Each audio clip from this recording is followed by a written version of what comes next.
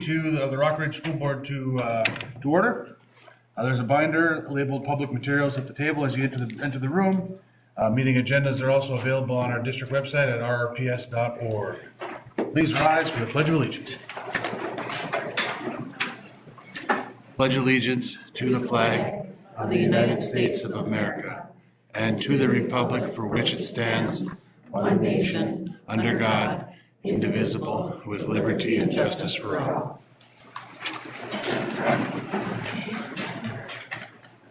Roll call, please let the record indicate that we have Director Bonner, Director Jody Westby, Board Chair Yuhan, and Director Lotiger here. Tim's in meetings, Nicole's on a trip, and Lisa is sick. Can I get a motion to approve the agenda as presented? I'll make that. Motion by Lotiger? I'll second. Second by Westby. Discussion, Jody would like to have a discussion about the handicap parking by the gym. Okay, We can add that into yours, maybe to your topic, we can just, I will do that. okay, we'll talk about it at that point. Any other discussion on the agenda? Hearing none, all those in favor signify by saying aye. Aye. Opposed? Motion passes unanimously. Visitor input, we had 2 sign up ahead of time. Cassandra Haney, you here, the audience? 3 minutes. Doing the 3 minute. Oh, Jody. Good, thank you, Jody. Thank you, Board. I wanted to come here to just publicly acknowledge and celebrate our DECA team that made it to state. We had 24 students that made it to state DECA this year, which is absolutely incredible. Very full, right there, 3,000 students that were there over the course of 4 hotels that were full of students. It's led by Kyle Hammer and Amy Krebs, who do a wonderful job with those kids. If you're not familiar with DECA, because I wasn't before my kids joined, they compete in hospitality, marketing, finance. We had students write school-based enterprise projects to compete with. They have to do role plays where they get information right before they go on and they've got to perform and be on it. And now we have 9 students that are going to the international competition, which will be held in Atlanta, Georgia. So I would really love to see our district celebrate those students. Thank you. Thank you. Yeah.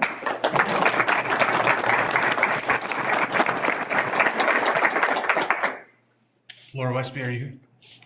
Huh? Laura? I didn't see you back there. Laura Tassoni. So I'm sorry.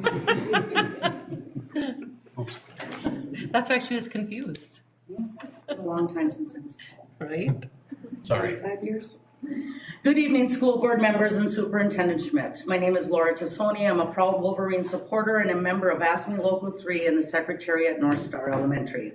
I'm here to voice opinions and give unsolicited advice regarding the budget and the continued union contract negotiations. Let me start by commending the job that you all hold. I know it's not all rainbows and butterflies and that sometimes the work you have to do can be extremely challenging.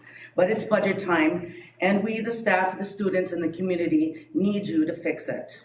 One of the biggest concerns for me and my fellow union members is the disappointing wage increase that was offered to us. If the budget could be balanced, maybe your offer would be comparable to the cost of living. My opinions and suggestions will not be popular with many, but I'm not here for a popularity contest. I'm here with some common sense ideas. Now we are in our 5th and 6th year of the merger and consolidation. Has the district figured out what is and what isn't needed? The district is spending too much money on administration and not enough on people working face to face with our students. There are 15 administrative positions with individual contracts totaling over $1.3 million in salaries. There is room for improvement. Along with that is the lack of proper employee management and accountability. Some of this extends from hiring people who are not qualified and not retaining good employees because we don't offer a decent living wage.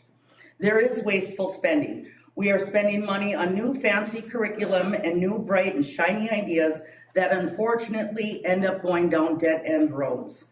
Stop with the new and fix what we have here and now. Also, get rid of the individual iPads in the elementary school. They don't need them. It is scientifically proven that children are lacking in basic education skills because of technology like this. Let them learn how to cheat with ChatGPT in the high school. Lastly, and the most unpopular opinion, I feel that we need to raise our operating levy. With the decrease in state and federal funding and the increase in the daily costs to give students a quality education, we need to set a reasonable and stable levy. I believe right now we are getting about $190 per student for the next 7 years. If you cut staff such as teachers and paras, the pupil-instructor ratios go up significantly and lower the quality of the child's education. Not to mention the lack of space we have in the classrooms for large class sizes. This is already happening in our high school. The community was willing to invest in new buildings, so maybe they would agree to invest in the rising costs of education due to years of inflation. An increase in a levy would ease some of your financial burden. School board members, you have a tough job in front of you, but I believe it can be done. Nobody expects to get rich working for a school district, but without a balanced budget, wise spending, accountability, and fair living wages for your good employees, these new buildings will crumble and students will flee to other districts. The quality of the education our students receive is only as good as the staff we deliver. Thank you, Laura.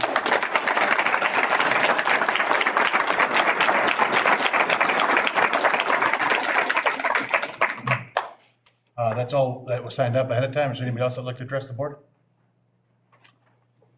Anybody else? Okay. Moving on. Oh, go ahead. Nick and time. Please state your name. My name is Rebecca Hill. I have 2 children in the elementary system. Okay. I'm also a mental health worker for the last 20 years here, thereabouts, in lots of different capacities. And one of the things that we see is there is not enough education as far as the mental health needs of a child. There's not education in crisis response, crisis intervention.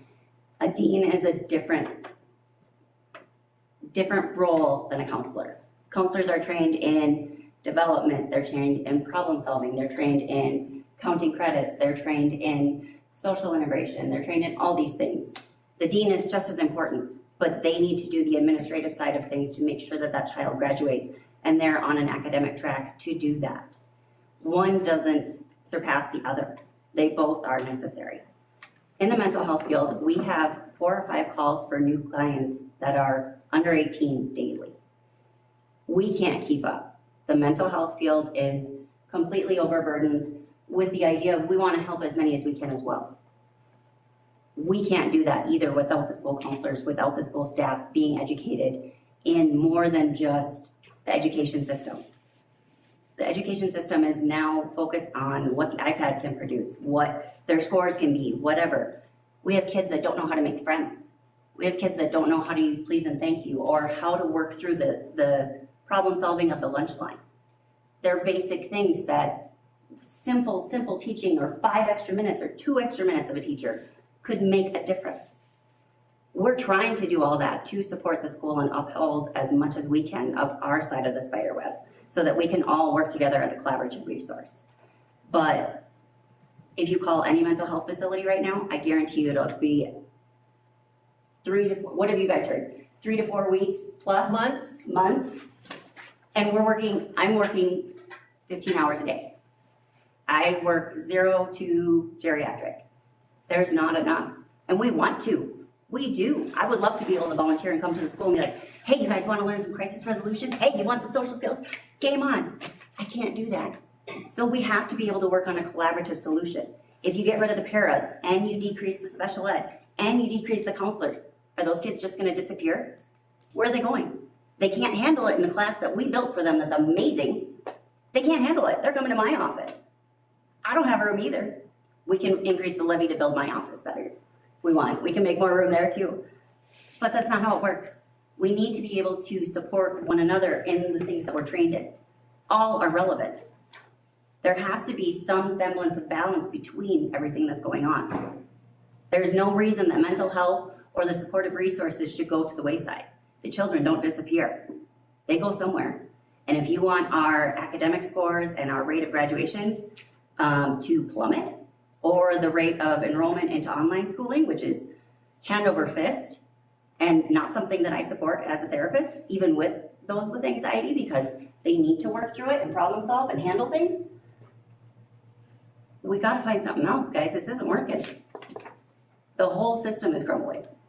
And it's all about how do we make it work here? How do we make it work here? It's not working anywhere. There needs to be collaboration soon. Because and I know everything's about money, and I know there's no answer. I wish there was. But we need to rely on those that are trained in what they're doing to have a place at the table. Trying to direct what the places at the table should be isn't what the community voted on. It's to have rights and a say at the table so that all our kids are taken care of. We need all of it. We need some sort of collaborative net to catch these kids. Whether they're A students and have no sense of self because they're trying to be perfect, I got those too. Or the child that doesn't know how to make friends. So, I'm just asking from a mental health perspective, please don't cut all of it. The mental health system won't hold it. Especially up here with all these mom and pop therapy places starting up, they're all swamped.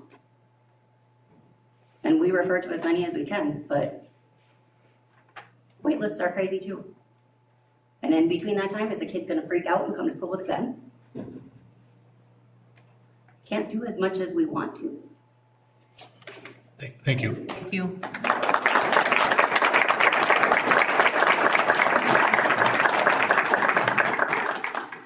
Anybody else like to address the board? You have time for just a really quick one? Sure, go ahead. Oh, yeah.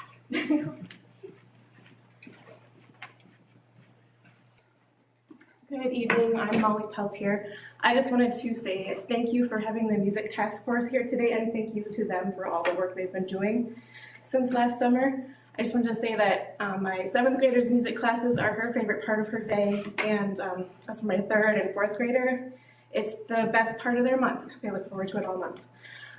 So thank you for hearing them, and thank you for everything you're going to do to make sure that music is still a part of my kids' school day. So thank you. Okay, thank you.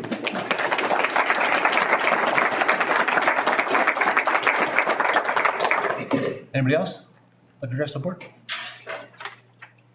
Last call. Moving on. Consent agenda.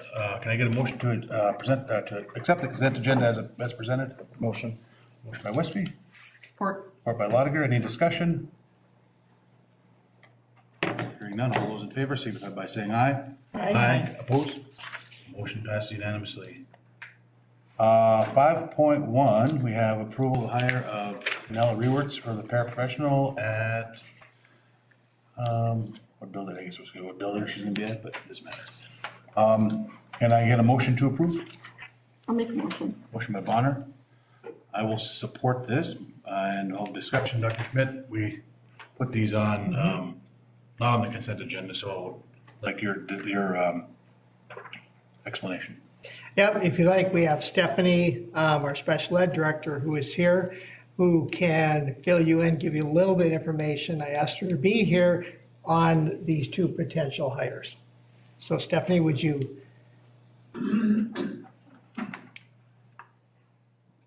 Please fill the board in on, and the background of this, for people who don't know, the board has asked a hiring freeze. And we have said sometimes we may need to bring someone to the board. Here's two coming to the board, and you've asked us to talk about them individually, so here they are. Okay. Hi, good evening, members of the board. Yes, we have 2 paraprofessionals that need to be hired, and this was prior to the recommendation of the board to do a paraprofessional freeze. So this was weeks in the making of positions that people had left the district, and there had been some openings. Okay. So this was just prior to the freeze. Okay. Okay, thank you. Thank you. You're welcome. Any other discussion? All those in favor signify by saying aye. Aye. Opposed? Motion passed unanimously. 5.2, hire of Tim Wyzak Blake as a para, effective March 11th. Can I get a motion? So moved. Motion by Lotiger, Second. second by Bonner. Any discussion? All those in favor signify by saying aye. Aye. Opposed? Motion passed unanimously. 6.1, Music Task Force report to the school board.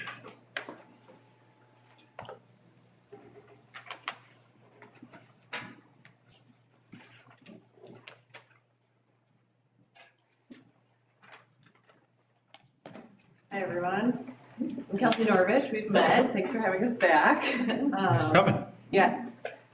First of all, thank you again. I think, as you know, this has been a long haul, as many school things are, but ever important to this group behind me, ever important to me, ever important to lots of families in the district. So again, just want to say thank you, and then wanted to give a quick update on the executive summary that we put together, the strategic plan that we built together as the educators and then myself, hopefully putting some things together. So if you haven't received, we'll make sure you do, but we put together a strategic plan and we all came together to put that together. You'll see on the strategic plan, we broke things out into what we felt a successful K-12 music program would really look like. So starting in kindergarten, all the way through our performing groups and general music through senior year.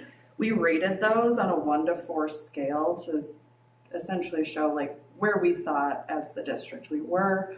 Things that were included were curriculum, so making sure we have defined curriculum.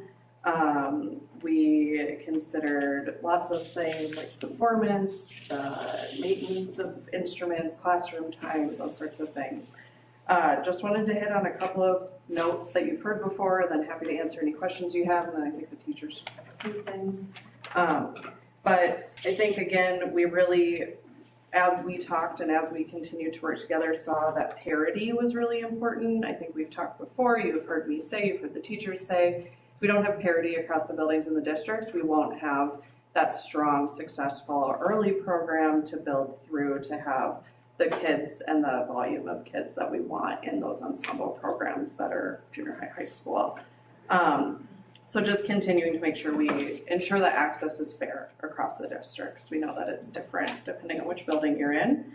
The other thing is, and none of this is new hopefully, but scheduling consistency. So ensuring that the teachers really have a say in what the schedule looks like for the music program. They're the experts. They know what the music program needs for scheduling to be successful. And so just ensuring that they're involved in that front end of scheduling. We can't sustain a music program without strong scheduling and having that opportunity, especially in those ensemble programs. The every other day scheduling just is not enough of what these kids need to be successful in those programs. Those two things are almost free. Try to save your money, I promise. And then I think one thing that we haven't hit on, but I really want to make sure we talk about, is just the community involvement. We've seen as a task force people coming through out of the woodwork saying how important music is, just talking about how much they love their kiddos in music. But we had a wildly successful Madrigal dinner a couple weeks ago now, and great community involvement. People love the musical, people love coming to concerts. We're seeing folks come, and not just parents and grandparents of those kids, right? We're seeing community members want to be involved. We're seeing people continue to show how important it is. We get requests for our groups, our smaller groups like our fiddle club and those sorts of things to play events. And that's just wildly popular, so continuing to invest in this will just bring that Rock Ridge pride to the district and outside of the district. So anything we can do to also bring folks in when we have a strong music program, really want to encourage people that want their kids in music to open enroll in Rock Ridge because they see how important it is. And then I think that you all just, you know why we're here. We've really done what we can this year. We've built what we can this year. I think the teachers are probably going to ask to make one of our half-time FTEs a full-time FTE, because we find that to be wildly important to make sure that these experts have the time and capacity to be in what they should be in and not, we're not pulling band to teach general if we can have a generalist do those sorts of things. So if you have questions, I'm happy to answer them. Otherwise, I know the teachers have things they want to say too, but just super happy to have you all. Thank you for your hard work on that report. Any questions at all? Okay. Okay, thank you. you guys.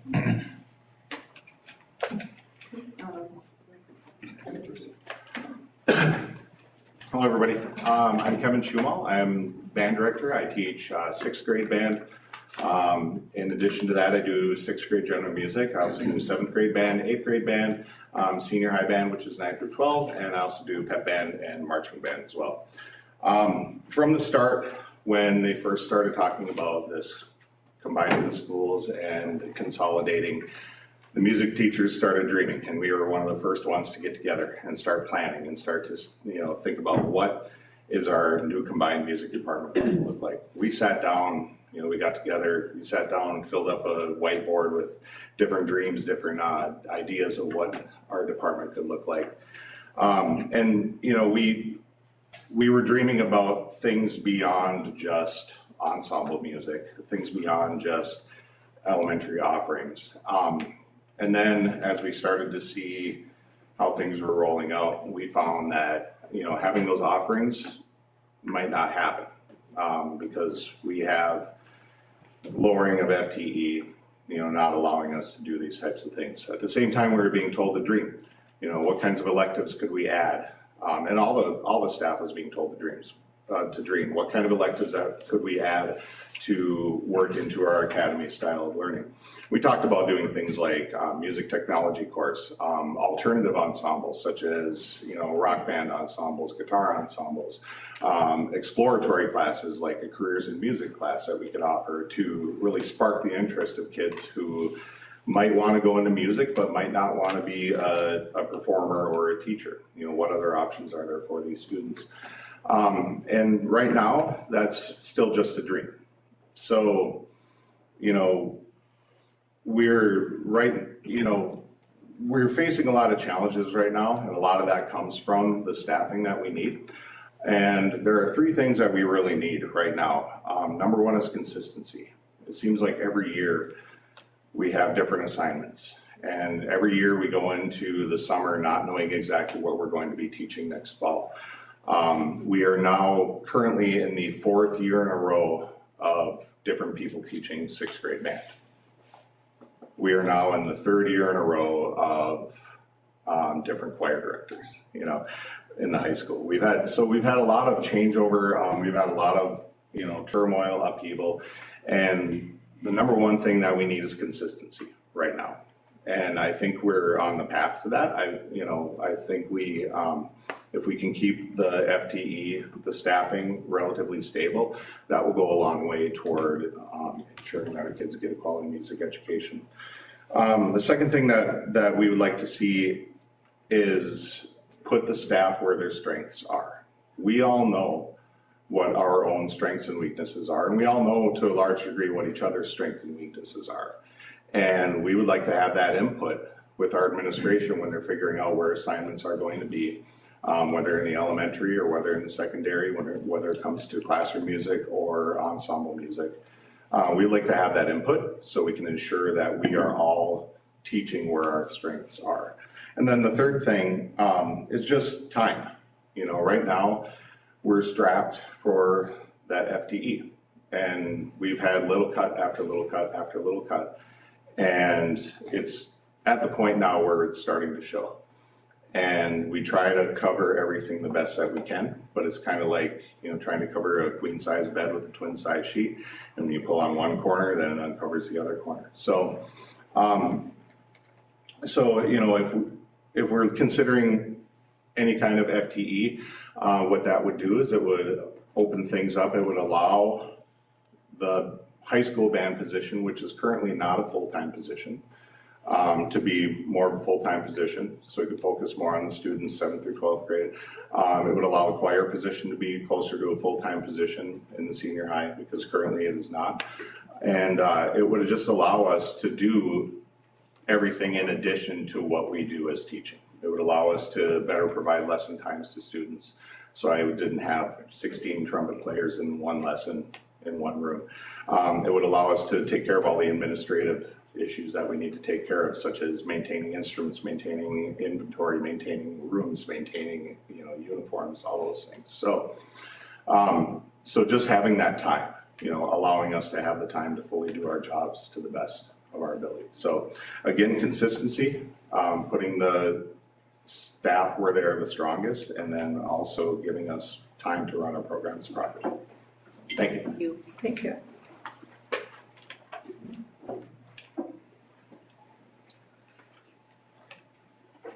The other thing that we are working on as a task force is brainstorming ways that we can bring increased revenue to the district through open enrollment and other ideas that we've been kind of kicking around at the task force meetings. So we are looking forward to more meetings where we can bring some of these ideas out and maybe investigate them a little bit further and see how we can continue to help move the district forward in a really positive way through our music programs and through some increase in student enrollment. So that was primarily what I was going to say, but I also just wanted to echo back what Kevin had said, that just last year we were at 5.6 employees and now we're at 4.5. So we are asking that one of our employees that's at 0.5 be brought up to 1.0 for FTE to help us cover all the things that aren't really being covered and to fix those inequities that exist largely at the elementary K-5 level.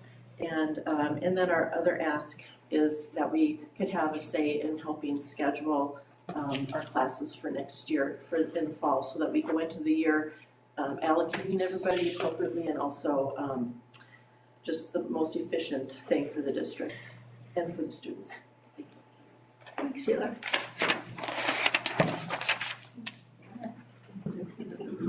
Hi, I'm Rita Forsman. I currently work at Laurentian Elementary in the mornings. I teach the K-5 elementary classroom music, and I only get to see those students a semester this year as per the schedule that was determined. I'm here with my other elementary music colleagues so they can tell you what they are teaching now. So I'm Julie Sandstead, and this year I am doing classroom music overload for every section in grades 3, 4, and 5. I do general music for grade 6, and I do elementary band for grade 6. And thank you, I have lessons also, and it's been a game changer, so I want to say thank you for that. And I'm Mandy Spots. I am the 0.5 position at Parkview this year. I teach kindergarten, 1st and 2nd grade. Last year I was doing 6th grade choir and some classes at Laurentian and one at Parkview. And so this year I was brought back during the first week of school, and I've really enjoyed working with the little ones. That has always been my thing, is working with the K-5 or K-6 maybe groups of kids. I think it's a great time to work on things that, we were talking about with mental health issues. As far as, we're always doing games and working together and working on new skills together. How do you apologize? How do you move around a room and not bump into other people? How do you, let other people have their shining moment? And so I've just really enjoyed it this year, and I think a whole lot more things could happen if we had the time to do it. And that's what we're asking. So one of the things that if you say, well, what would the district benefit from?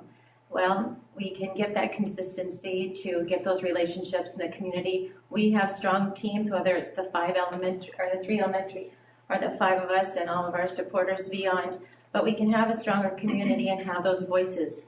The programs that you see that we have done a great job with the time constraints that we have, we can give more. We can demonstrate to the community what students are learning in a better capacity. We can also get kids ready for those performing arts ensembles at the high school, guaranteeing that they have the skills that they all need. Because, for example, I saw 5th graders at elementary Laurentian this year, but they were done in January, and they won't see their music classes again until next fall. And in the meantime, they'll need to be registering for a choir, band, or orchestra at the 6th grade level. And that can be a challenge of how do they connect with it? What do they remember? What will we have to review in the fall in those ensembles in a new capacity? So being able to stay connected to our students, being able to show them that what they learn is relevant and applicable in the mental health setting, in the community setting, and in performance would be long-term life skills that we all need, whether we're in kindergarten or we are beyond the K-12 environment. So those are some of the things you get in a nutshell, that if you are able to help us, you will see the return on it in performances and connections with our students. So thank you, ladies. One last thing that I want to talk about at the sixth grade band level, because you allowed lessons. And it came late, but you allowed it and we were able to do that. The band has progressed so far in this school year's time. On almost no notice, the sixth graders asked if they could play at the girls' basketball game that took place during the school day. And that turned out to be such a fantastic event for the kids, for myself personally, the community. There was a huge outpouring of thanks and accolades for the students. It turned out to be really a magical moment. And those are the examples that I think Kevin talked about when we're pulling our schools and our communities together. When you give us that opportunity, we can go a long way with it. So we appreciate that. And I know Mr. Schumel and I have already talked about how we could get the sixth graders playing maybe a simplified version of the pep band music at pep games. So just as kind of a feeder program, and pull those, not for this year, but I think it'll have to happen next year with volleyball, something like that. But what a great opportunity for our students, and kind of just an exciting thing for them to keep going on that. And then from the vocal music side, I do currently teach at a part-time capacity at the high school. Thrilled to pieces to be back in that position. I am working with 4 ensembles in an afternoon. I thoroughly enjoy it, and thank you for those of you that attended or watched the magical dinner. We had a great time. And again, when I think about the end in mind, because that's how I do my job, what will the kids be like and what will they enjoy for music as they leave our walls and where they go off into the world and remember Rock Ridge. And I'll be able to provide more learning experiences as we would be given an opportunity, to really help with the schedule and provide guidance on how that schedule might look. Vocally, we could continue to include more and more Star Spangled Banner at our sporting events and other venues. I can give the learning opportunities of being able to go to solo ensemble contest and to large group contest again, which used to be a tradition when we were 2 separate districts. Like to get that learning experience where they can talk with other people and find out more skills and how we would be able to say, oh, what would that sound like if you did it again in this way? Because those are the tools to be able to learn to adapt and try again, of course, our lifelong skills as well. We could have more concerts. We could go out into our community and perform in other places, such as going to the nursing homes like a tradition has been, etc. So we are worth investing in, and we would like to give back as we are able and would have the latitude to be able to do that. So we are hard workers, and we know that the kids come first. So thank you for your time. Thank you. Thank you. Thank you. Thank you all so much. Thank you.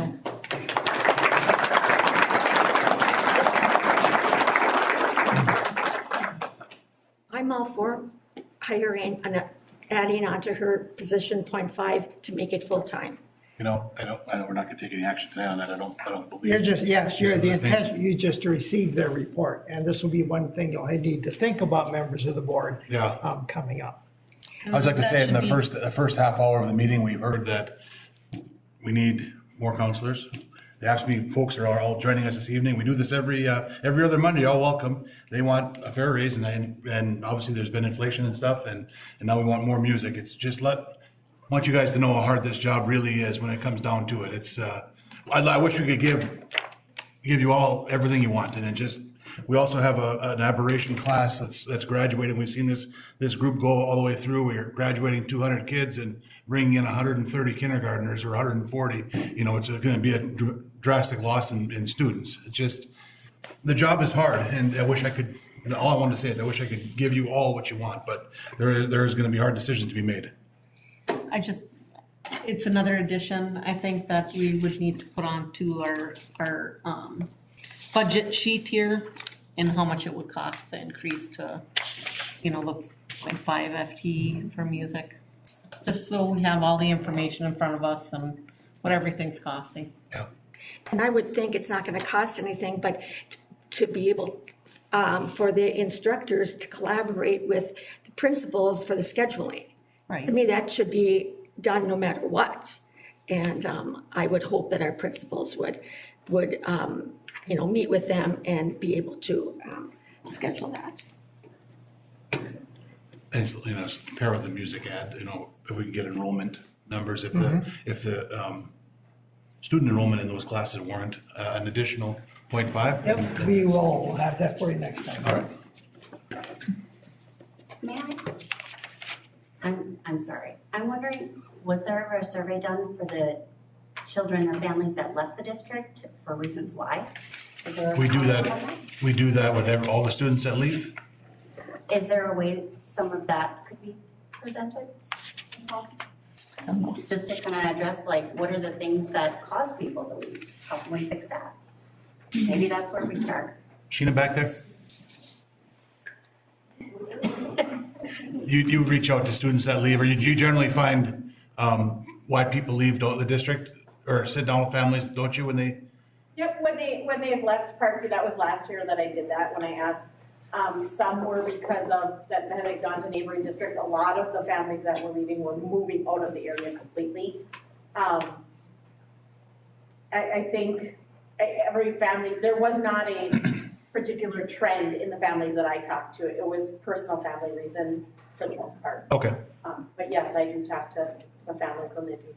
okay, Parkview. thank you. Okay, moving along. 6.2, state tournament. This is good news. We had another team qualify for the state tournament. Girls basketball, three-peat. Good luck to the girls. Yeah. It's awesome. Decision time, we are actually closed Thursday and Friday, which helps. Is there anybody would like to make a motion to close on Wednesday so our students could attend? We've done it the last 2 years. First game's Wednesday at 2:00. I would make the motion to close the school and start the conversation, to make the motion to close on Wednesday. Second by Director Westby. Any discussion? I don't think we should. Okay. And I didn't think last year that we should also. I just think whoever wants to go to the basketball, go. I mean, they can go. They're not gonna get in trouble for going to it. And we already have Thursday, Friday off. I think we need that day. We've already had 2 snow days or weather days, whatever. So, no, I'm for having school on Wednesday. The only thing one of the things that I would be concerned about, that I was concerned about last year as well, is it's not just students that wanna go. There's a lot of staff members that wanna go to support too, and that can lead to an issue with, having enough staff to cover classes, and we don't want a study hall with 120 kids in it. So that would be one of my concerns. Would be staff. Yeah, and the being staff gone. would do Because something. they're entitled to take time off too, so, So they could take a personal day. right. So But it's the subs are hard to find, and, you were mentioning earlier about people taking their prep time to cover classes and things like that. And I know in the past, we've gotten some emails too about numbers of kids being in classes because there aren't enough teachers or subs covering classes, so that would be my concern. And it's early in March, we could still have another snow day, who knows? But I would not be voting for it, for having Wednesday off. Okay. Any discussion? Hearing none, all those in favor signify by saying aye. What are we in favor of? Closing? Closing on Wednesday, yeah. That was a motion, yeah. Yep. Signify by saying aye. Aye. Opposed? No, Motion passes 3-1. School Wednesday. Go Wolverines. 6.3, special education update.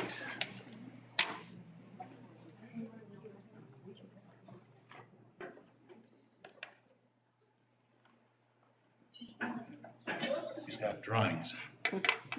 They're nicer than Noel's. Yeah. Remind me not to forget about it. All right, special education update. As of right now, we have 452 active special education students across the district. We have 81 students on 504 plans. And to give you an update with the 1404 building, our special education center, I'm excited to announce the walls are up. Things are coming along nicely. It's exciting times right now in the district. As far as numbers go, we have about 20 students right now that will be in that building. We have capacity for around 50. So that's as of right now. And like I said, there's about 9 unknown students from the NLC. We don't know if they're going to be coming or not. But I'm planning as of today for about 20 students. And that's today, not counting what's coming up that we don't know of in the future. MA billing. Last year, the numbers are in. We had just over $216,000 in MA billing revenue. I'm anticipating for this year around the same to a little more. I know right now as of October 1st, DHS has came out with some error codes and basic claims that have been a little bit of a struggle in getting some of our claims finalized. But it will be coming, but that was something new this year, so a lot of our claims that were sent in were denied and having to be resent again. That's not on our fault, that's on DHS and their issues there. But we're anticipated for MA billing about roughly the same. I know right now there's been some changes with not getting credit for paraprofessionals that are writing special ed transportation. However, we have very few aides that are riding the buses right now, so that won't be a big hit to us. So more to come with that. Our community inclusive playground, and I brought an example to show you. Everything is finished and done. The cost for this is about $900,000, and actually it's about a little under $900,000. And we applied for a grant through St. Louis County that we did not get, but we are applying for the DNR grant. And I've been talking with Representative Stauber, and I did apply for a special project for him. He gets so many projects each year that he can put forth to try to get funded. So we're doing that. Like I said, we have the DNR grant this year, and then the Cleveland Cliffs Foundation. So everything's set to go. It's all done, all the costs are done, and we've been even getting some community partnerships with local contractors that are willing to help us out. But this is a community inclusive playground for adults and students and children with disabilities. But yeah, everything is set to go, and it is really, really going to be phenomenal. So it's just getting the funding for that. And this spring in May, we're going to plan a color run across the district, so to raise funds for it, and then a letter campaign. So more to come. But yeah, so this is absolutely beautiful. It's exciting. So What side of the building is that on? So you have the 1404 building right here, right? Yeah. And then it would be kind of facing, Noel, what? South side. South side. Yep. So that would be south. Towards the Laurentian. Okay. Yeah. Hopefully you can get grant funding for it. Right, yeah, it's beautiful. And not only that, but there's actually a walkway. And you can't see it right now, but there's actually fish. So if you follow the fish, it's point whatever a mile around. And there's a really unique boat here. But then people of all ages can walk around here, all the way around. So, yeah.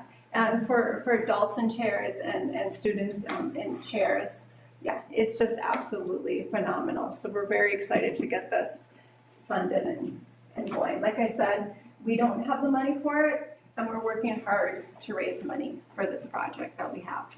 So, all right, our unified sports update. We just were at Duluth East last week. We won all 3 games. So that's exciting for our floor hockey. We were in swimming and cloquet prior to that. March 27th, we will be hosting our hockey event here at Rockbridge High School on the 27th, where Mesabi East has confirmed that they're going to come over and play our team. So that's something exciting that we've been doing for that. And then just been busy with postings for a special education center.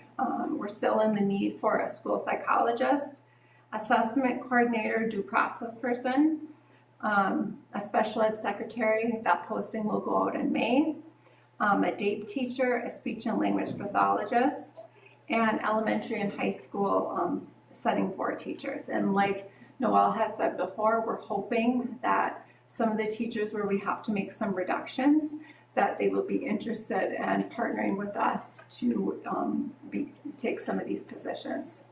So that would be a wish that we would have. Are the secretary, are all the positions 1.0? Yes. They are. Yes. Yep, these are all 1.0. And don't forget now, the positions that we're hiring for, we're not paying the Northland Learning Center. So a lot of this is going to be a wash for us. So just think about that when we're in this tough financial process. So any questions at all? When would it be a good time for us to come get, take a sneak peek of the 1404? Anytime, anytime, all the walls are up now, please come in and come see it. Completion date is going to be end of May, beginning of June. Okay. So we will be all set to go for this next school year.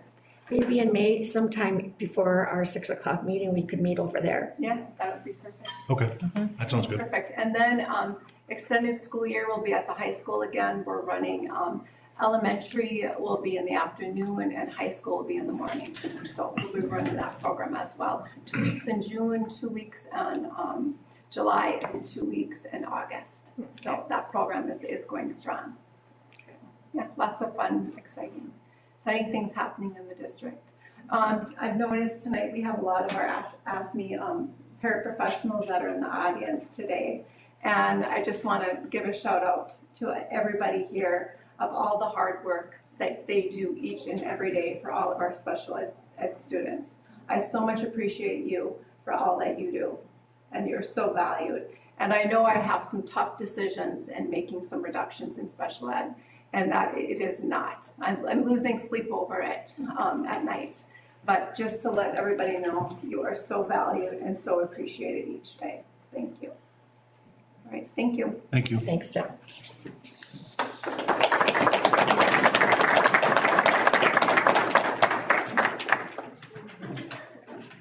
Parkview update. Sheena.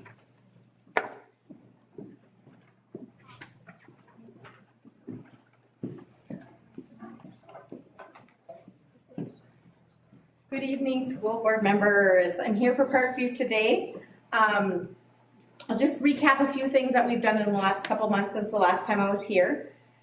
We just finished up our I Love to Read month in February at the Parkview. It was the Olympic theme, kind of going along with the Winter Olympics.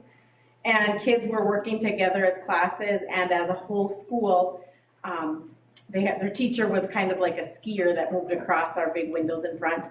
And then they were earning medals. And for like the bronze level, if they earned those medals, they got an extra recess. silver level, they all got a popcorn party, and then the gold level, if they earned so many medals, they were able to do a student and staff Olympic races in the gym. And we split that up. They earned all of them. They made the gold. And they split up by pre-KK and then 1 and 2 so we could fit the kids around, and they got to race teachers and staff, and that was a lot of fun. The kids enjoyed that. And so did the teachers, who am I kidding? They did have weekly drawings for the kids in the classes.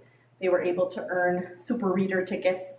When we randomly drew kids out of a bucket in each classroom, they were able to earn books and pencils and I Love to Read bracelets, I believe it was. And then we had some fun dress-up days throughout the month for all of the kids at Parkview. We did include a spring book fair during it. We usually try to close out I Love to Read month with a spring book fair. And the PTO from Parkview North Star was able to donate a book to every kid. So every kid that went to the book fair, whether they came with money or not from home, went home with a book. So that was really, really nice. Second grade did go skating during the month of February, again at the ITMEC.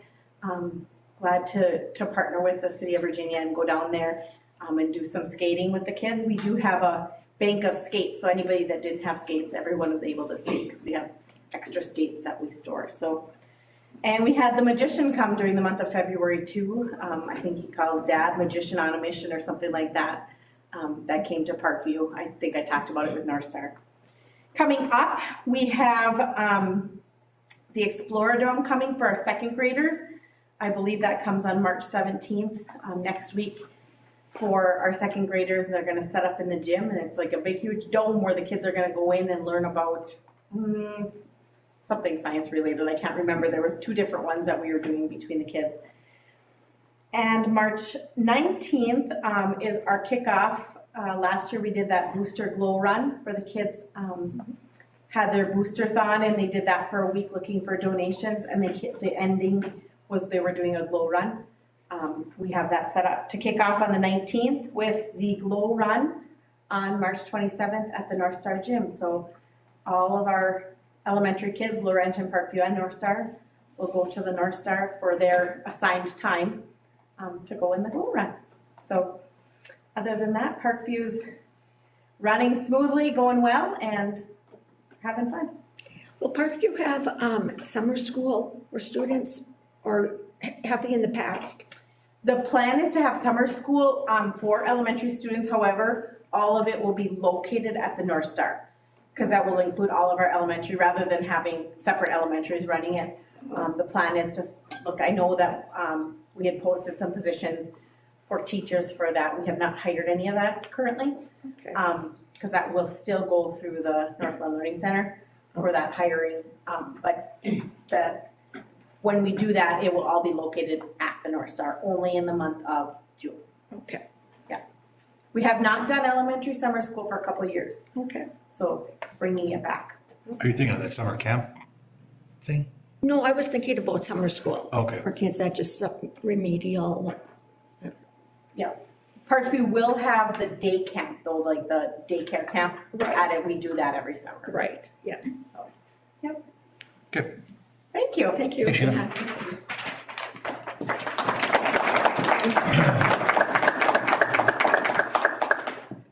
.5 superintendent's report. Thank you, Director Yuan. Let's talk parking by the high school, by the gym. You want me to? Let me start with the preamble. First of all, how do we get here, to here? So the high school, and you probably heard people say this, why didn't they do this? Why didn't they do that at the high school? At the time that the high school was built, keep in mind that we could have made this parking lot bigger. We could have moved the high school, but we would have had to have blown up the hillside behind us. We would have had to blown up this building, and then we could have pushed everything this way. That was originally what one of the plans was, and that would have created a little bit different parking arrangement. However, the board at that time decided they did not have the millions of dollars to do that. So the best was made of what we had. It's kind of an in and out parking lot. So the way it was originally designed was that the slots right in front of the gym were never designed to be parking spaces. They were designed to be bus parking spaces. And then what's happened over the past couple of years is that people just started parking there. Sometimes it's kids, sometimes it's coaches, sometimes it's people coming in. And they designed it with handicap parking. The handicap parking is more towards the high school main entrance. But if you're going to a handicap parking spot, it is further than probably what you want to go. So I'm going to pause there. So that's how we got to the parking situation that we have right now. Well, and the suggestion I have, and is it Mike who would deal with this? Yep. Yeah, can't we make temporary handicap parking signs even for the games? I mean, if there's a game at 7 o'clock, occupy 10 of those parking spots right in front of the gym so that the people who, need better parking don't have to cross. It's all hard packed from the kids. It's more dangerous for them because they got to park behind that fence that's there. It's more dangerous for them to cross that and get into the gym where you could set up temporary parking in the front, keep the kids out of there that don't need to be parking there, and people who need those parking spots can have that. I don't think it's a big, huge, massive fix. I think it's something that could be done pretty easily if we have some temporary handicap parking signs that we can occupy in the front there so that people who need them can use them. And it's a lot safer because that front sidewalk's usually very clear and it's stable to be walking on, so. And we don't need 10 bus parking spots. Not for a game, I mean, and they don't even park generally in that parking spot. So, I mean, there's lots of parking right in front of the gym that people who could use that, who are handicapped, it's available to them. It's gotta make it available to them.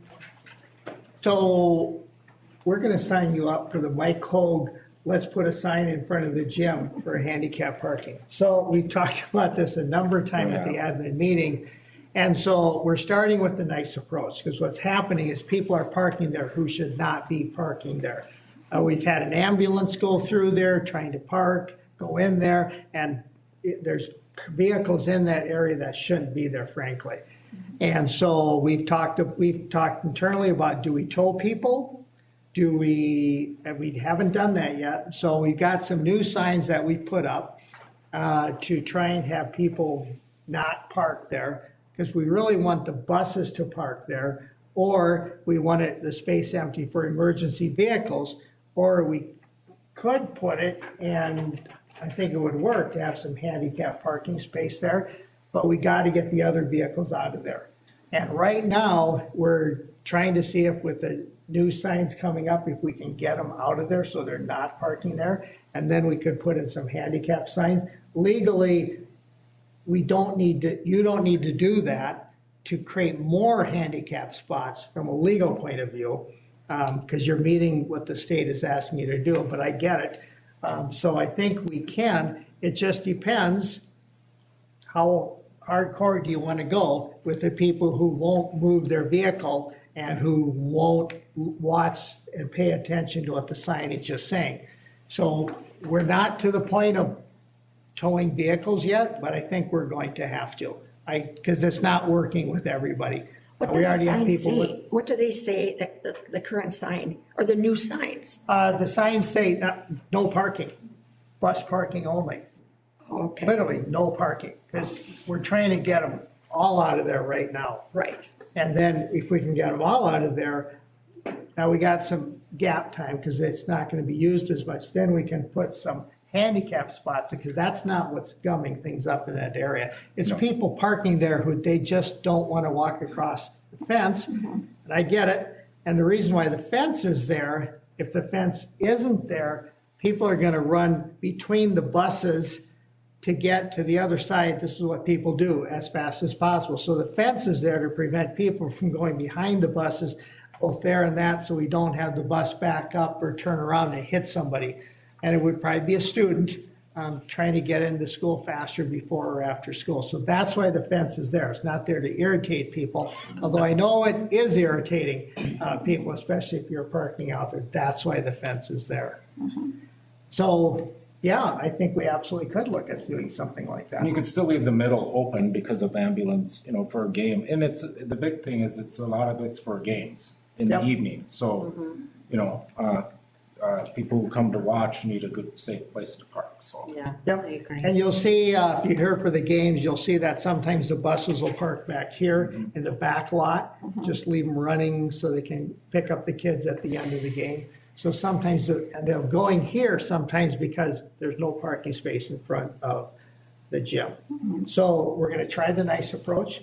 If that works, great. If it doesn't work, we might have to start towing folks. Well, maybe we could put somebody out there, not prior to the game, to say some parks they didn't, can't park there. Or could it be over the PA system? Let's say it's a basketball game. And could the announcer say prior to the game, there are, I don't know, how many vehicles? I mean, we have to have somebody that's watching and counting, and they will be told in the next 20 minutes if you do not. Well, yes, we can go to all depths like that. And Well, I think if you have set temporary signs up that you can put up for game times, I think people would respect that, even the kids. I think they're. I think what he's saying, or what part of the problem would be, is people coming early and already be parking there before the signs get out. And then how do you handle that? they're there at 4:30, they're there at 4, 5 o'clock, something like that. Yeah, because those JV games start early. It's doable, we just have to train people differently so they get used to it. We've talked about, should we put a gate there to actually prevent anybody from going there unless it's ones we really, really want. And there's issues with that too. So we're gonna try the signage and see how that Okay. goes. Sounds good. So that's all my superintendent report tonight. Thank you. Okay. Treasurer's report. Can I get a motion to approve as presented? I'll make a motion. Motion by Bonner, Second. second by Westby. Any discussion? All those in favor signify by saying aye. Aye. Opposed? Motion passes unanimously. Let's see, 7.1, consider approval of individual work agreements effective July 1st through June 30th, 2028 for the following individuals: Chad Hazelton, Josh Lampa, Andrew Lintela, Robert Krier, Jenna Kush Jeffries, Sandy Viger, Deborah Weary, Mike Hoke, Steph McDermott, Janelle Delancic, Amanda Matheson, Stephanie Agnes, Stacy Lampa, Bill Bryson, and Bob Voss. Are we able to talk about what their agreement was? We can make a motion and have discussion. Okay. Are we going per position? Are we doing, Doing it all at one time. okay. I will make a motion to approve these as presented. Is there a second? Second by Westby. Discussion? My only question would be, you know, when we're looking at budget cutting, is there any of these positions, and I'm sure there's gonna be advocates for these positions as well as all the others, but are there any positions that we could be combining to decrease costs? A couple things on that topic. One is that even if you do approve these contracts, there's nothing preventing you from doing that. Because if a position doesn't exist, or you change and say we don't have it, you still can eliminate positions, and you still can do that. The biggest reason why they're coming to you tonight is that all of the work agreements are 0 and 0 for both years of the contract. There are a couple who, in addition to 0 and 0, they had weeks on the contract, and we converted those to days. And that's because of the new state laws that are coming out. It's way easier for Andrea, if it's, in fact, the state is telling her to do this, to have days, number of days worked. And we used to have a couple of them that had number of weeks worked, so now they're days. But the biggest thing is it's 0 and 0. The negotiating committee talked about this, and they recommended bringing this forward to the full board to go 0 and 0. The employees know this. They know you're talking about this, and they know that you're talking about 0 and 0 for their 2-year contracts. And these have already been discussed with these employees, and they're okay with these? If we, No, I'm not saying that. yeah, this is what the committee Is recommending. is we- recommending and bringing to the full board. The employees know, as most employees are, nobody's happy with 0 and 0. You do have some individuals who want to talk to you privately or talk to you to negotiate individually, but that's not where we are right now. So they are aware of it, but I'm not going to say that everyone is happy. Well, and right now in the budget reduction, there aren't any of these individuals on this. Right now. That's because individual names I don't put on that sheet. But like, there's a reduced one administration. Would that be one of these individuals? Conceivably, it very well could. And that one, I will bring to the board at a later date of what I'm recommending for that position. But it is a budget cut in the admin there, yes. And the 7.2 with. We're not to that point. Oh, we are? No, we're at 7.1. Oh, I thought it was all of them. No, we're doing 7.1 first, then we'll get to 7.2 next. Oh, I see, okay. Any other discussion on 7.1? Hearing none, all in favor, say aye. Aye. Opposed? Motion passes unanimously. 7.2, consider approval of a 2-year contract or a 4-year contract, individual work agreement for Willie Speltz. I have a concern about, doing 4 years, because I don't know where we're gonna be at in 2 years. So I can't vote for a 4-year, because I don't think that's fair. I just don't believe that's fair. We don't know where our budget's gonna be, and so I just feel that I would approve a 2-year at this time. I would agree. Well, you Is can he- make a motion either way. We can have discussion.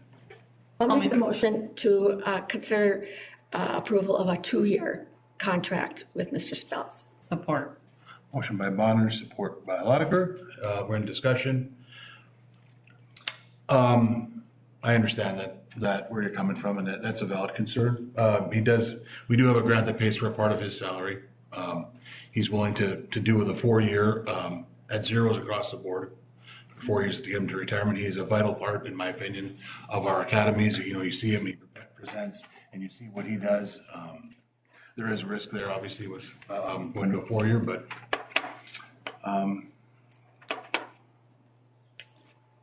I do believe he's vital for our academy.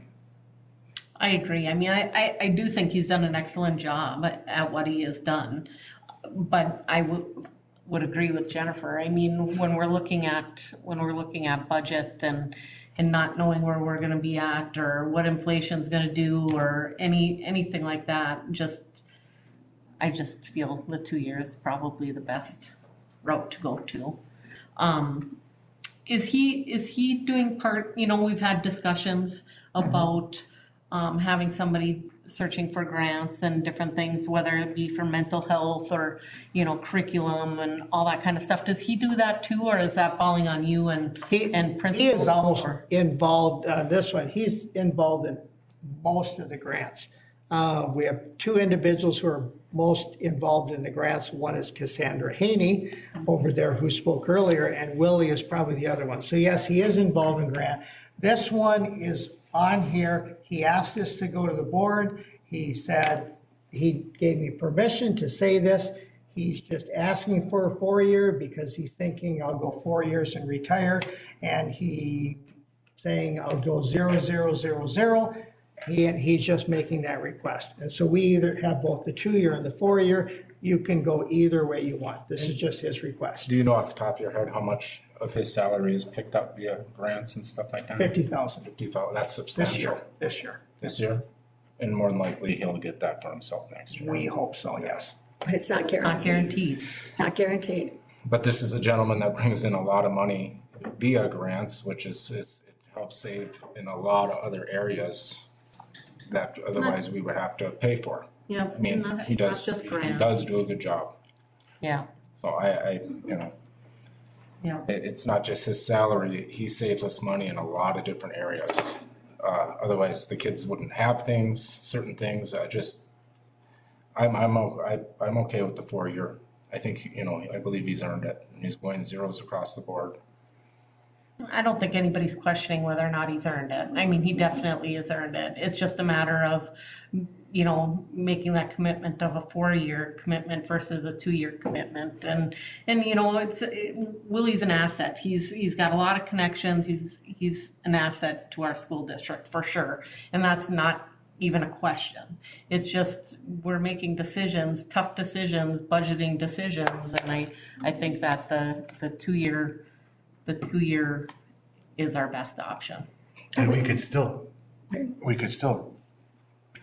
conceivably terminate after 2 years. If we sign them to a 4-year contract, in 2 years, we're like, well, this position doesn't exist anymore. You could still. If you eliminate a position, yes, you could do that. But we don't offer, we don't okay a 4-year contract with anybody else, do we, on the staff? No. Legally, you can do a 4-year contract, but no, you do not have another employee on that. You have an opportunity to sign them for 4 years at zeros. And you could still conceivably part ways with them. I don't know why you wouldn't do that.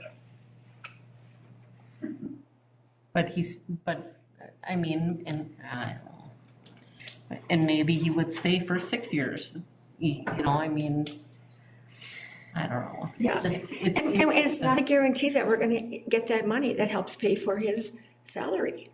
We don't know, so. I appreciate the zeros, for the 4 years. It's just, we have to make tough decisions, and it's nothing against the person. Because like we've all said, he's great. He's been an asset. It's just that I feel like for the district, we should be making a decision for the 2-year.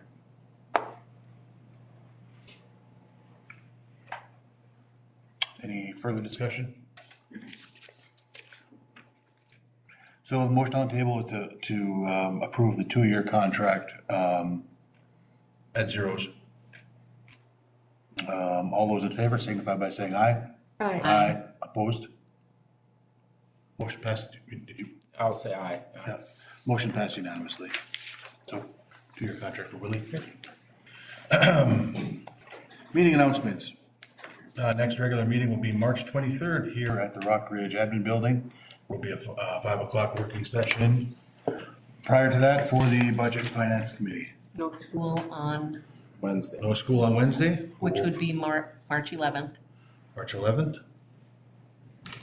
And Wolverine. how quick will that get out there for all the parents who have young ones? Mike will be on it tonight.